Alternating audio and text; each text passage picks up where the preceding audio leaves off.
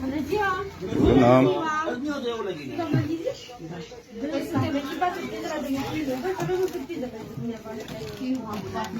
Dragile, cu surpriză. Avem și o melodie și un mesaj. Poți să giu, tu giu ce-a dormit și așa.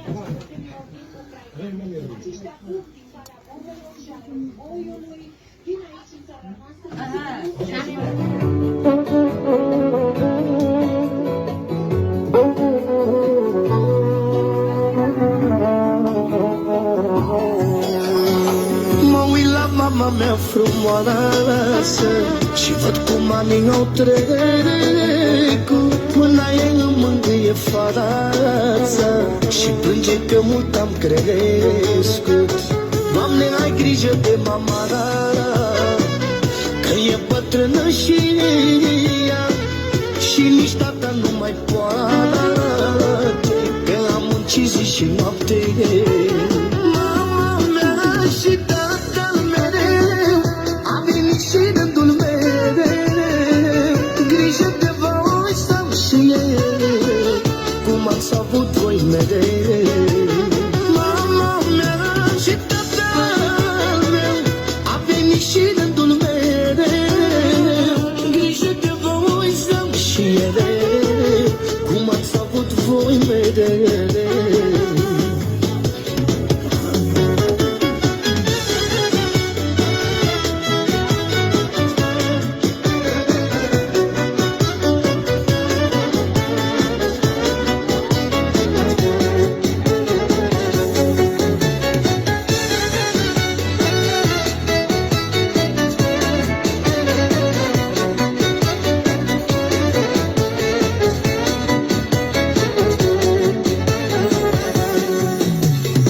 Tăicuțul meu scump și iubit, de rele să fii ferit și de boală ocrotit, că prea mult te chinui.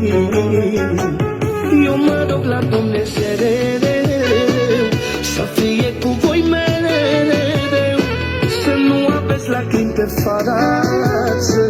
Vă mulțumesc că mi-ați dat viață. Mama mea și tatăl mereu a venit și rândul mereu. Grijă de voi să-am și eu, cum ați avut voi mereu. Mama mea și tatăl meu a venit și rândul mereu. Grijă de voi să-am și eu, cum ați avut voi mereu.